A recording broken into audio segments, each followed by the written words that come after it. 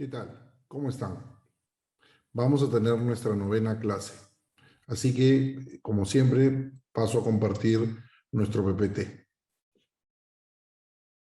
La imagen que vemos ahí es de Maimónides. He decidido abrir con esta imagen debido a que, como vimos en clases pasadas, había que atender un poco a la tradición del pensamiento judío, ¿no? Por eso apelamos al conocimiento y la sabiduría del doctor García Baró. Así que espero que si no vieron el video con atención, vuelvan a verlo y que, claro, cualquier duda o pregunta podamos utilizar el tiempo de la clase para irla resolviendo. Solamente menciono algunos datos generales de Maimónides.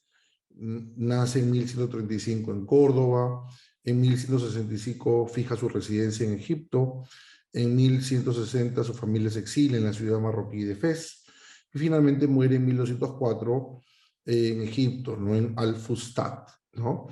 Entonces, solamente, como digo, menciono esto para que tengamos una visión general de qué época estamos hablando cuando nos referimos a Maimónides, ¿no? Entonces, las formas en que se ha pensado a Dios. Como hemos señalado en clases anteriores, ¿no? El mayor avance en filosofía sobre Dios lo alcanzó Maimónides en el siglo XII con su teología negativa. Para el sabio de Córdoba, nuestro modo de conocer no se asemeja en nada al de Dios, pero podemos alabarlo desde el silencio, así como desde nuestras acciones, teniendo en claro que nada de nuestra naturaleza se le asemeja, ¿no? Hay una distancia entre Dios y el ser humano. Entonces, este gráfico acá creo que nos puede ayudar para ir entendiendo las formas en que se ha pensado Dios, ¿no?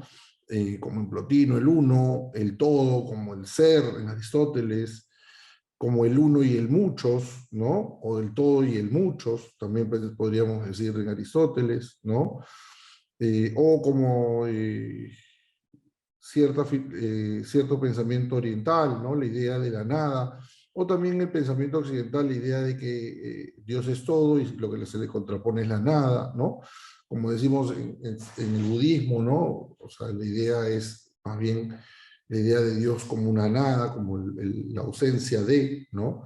Entonces, creo que el gráfico ayuda un poco a ver cómo están vinculadas y relacionadas estas ideas sobre Dios, que precisamente lo que va a ir haciendo Rosenzweig es irlas desmantelando, dejándolas de lado, abandonándolas, ¿no? Porque las considera de que no se adecúan a lo que él llama este Neues Denken, ¿no? A este nuevo pensamiento.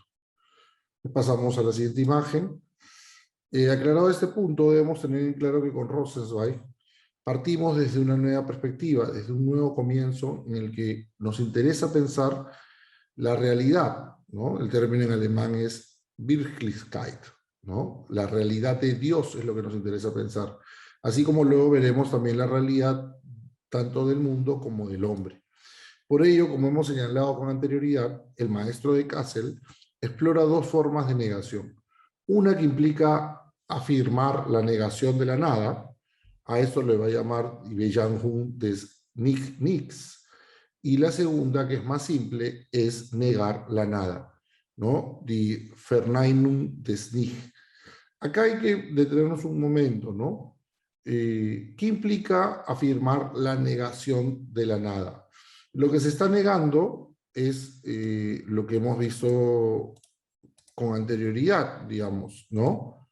La idea de que Dios sea nada, ¿no? O sea, Dios no es nada, no tiene sentido decir que Dios es nada, ¿no?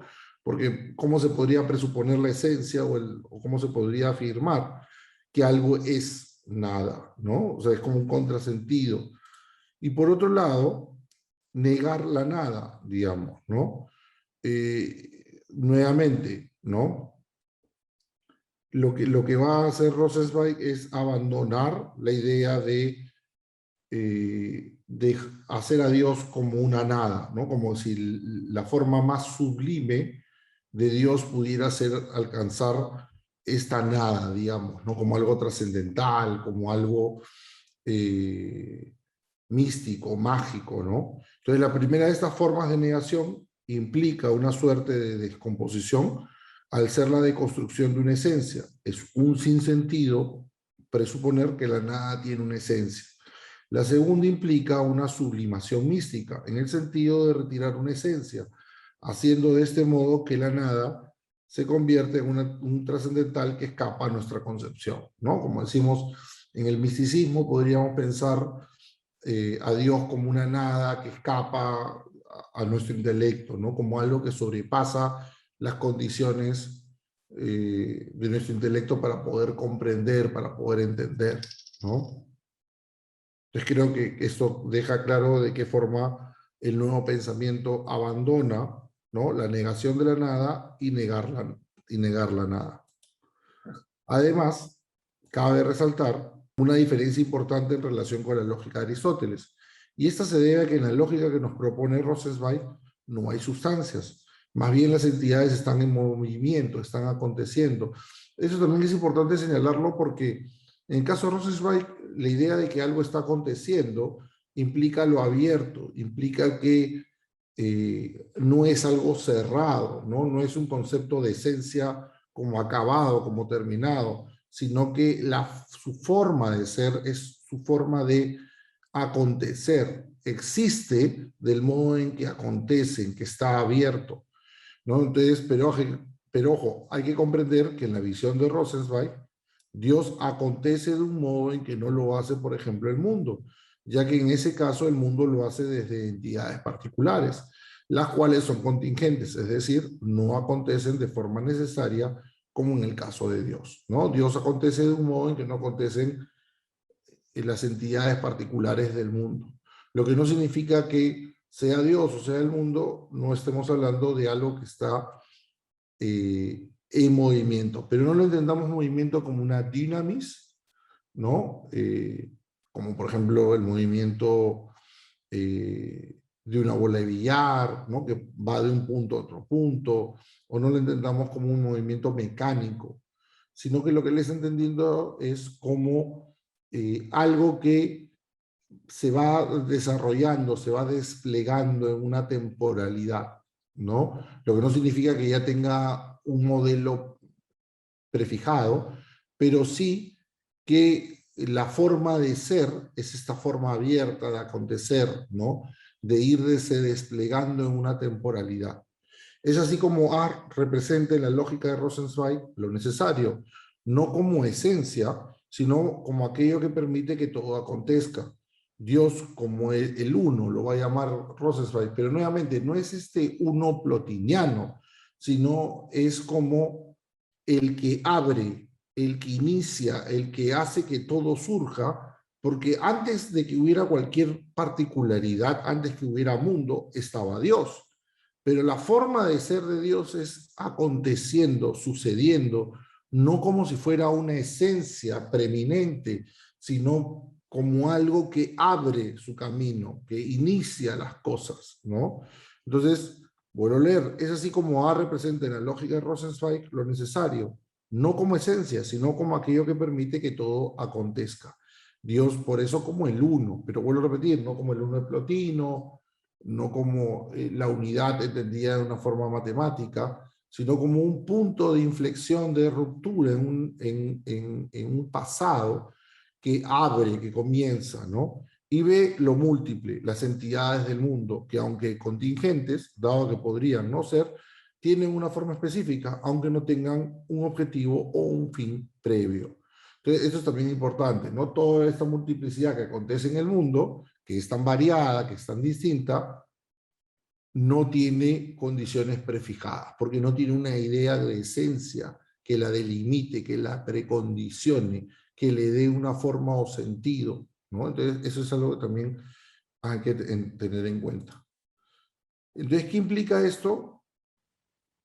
Como lo hemos venido indicando, implica desmontar una lógica y una ontología que supone que los entes particulares son la expresión de una esencia o entidad que las antecede. Entidad que se origina en el ser como universal. Pero en este caso es distinto. Para Rosenzweig, cada entidad particular se va vinculando desde su especificidad y diferencia. Por ello, este triángulo representa los tres elementos básicos: Dios, mundo, hombre.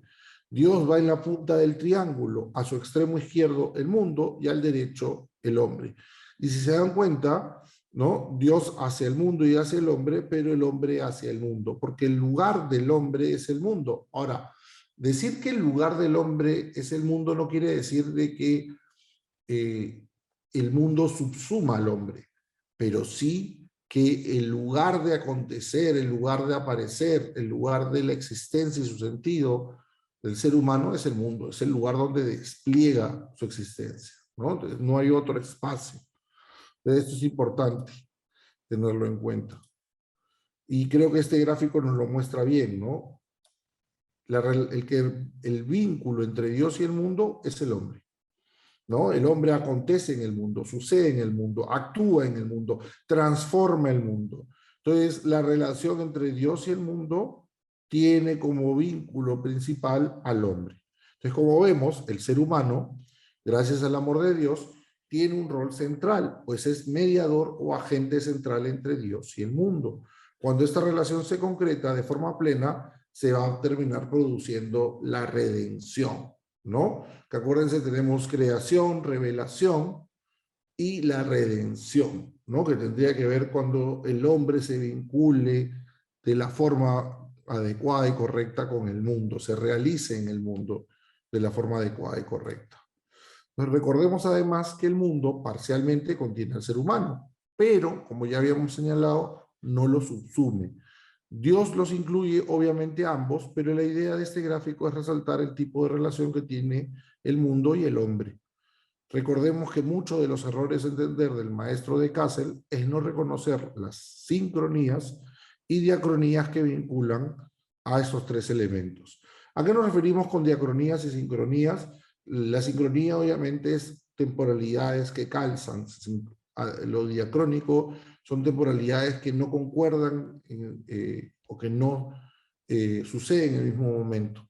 Pero esas sincronías y diacronías, más que verlas de una forma binaria o como enfrentadas, tendrían que ser pensadas en relación a perspectivas, ¿no? Uno de los graves problemas, piensa Rosenzweig, es que el hombre quiere reducir su temporalidad. Acuérdense, el ser humano es un ser finito, limitado, y desde esa temporalidad pensar a Dios o al mundo.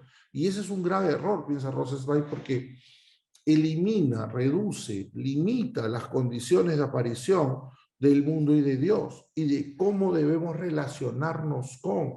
De ahí estas sincronías y diacronías.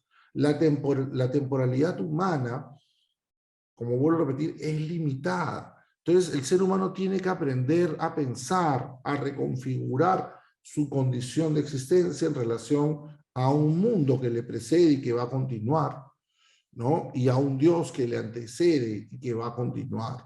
Entonces, el ser humano no es un individuo, no es el hombre, ¿no? Sino son seres humanos en concreto que hacen cultura, sociedad, civilización, y que ellos despliegan sus múltiples sentidos en el mundo como una forma de mostrar que estamos vinculados a Dios, ¿no?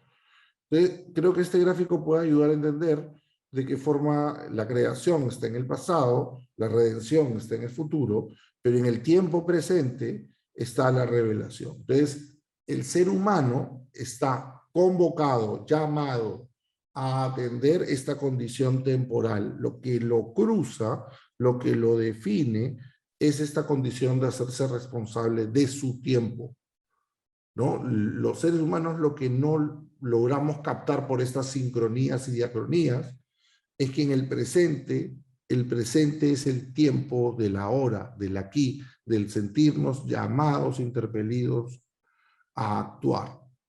Vemos injusticias, inequidades, abusos, tenemos que responder por ellas, ¿no? Entonces, ahí hay un punto central que me gustaría que subrayen, que tengan presentes. Entonces, la revelación es la realidad del presente, de la hora, del acto, del hacer. Ahora es el momento para hacer mundo, para actuar, pero el ser humano no actúa solo, lo hace con otros, desde otros, ¿no? Es así como la diacronía en nuestro presente no debe implicar un problema, sino que siempre estamos interpelados a actuar para redimir lo que ha sido creado. La línea del tiempo nos recuerda el devenir en que nos encontramos, de ahí que nada esté resuelto ya, más bien todo se encuentra abierto, es decir, tarea por hacer. Por ello, aunque Dios es el orden, desde donde todo lo que acontece es, esto no implica que la realidad esté preconfigurada ya, como si no hubiera libertad. Por el contrario, nuestra responsabilidad como individuos se juega en asumir esa condición. Entonces, eso es todo lo que quisiera compartir el día de hoy, ¿no? Te doy las gracias y espero que esto nos haya servido a todas y todos para poder ir comprendiendo algunas de las ideas de esta primera parte de la Estrella de la Redención. Seguramente en la siguiente sesión seguiremos viendo algunas otras ideas, pero de mi parte sería todo por el momento. Nuevamente agradecerles por su atención y por su interés. Nos vemos en clase.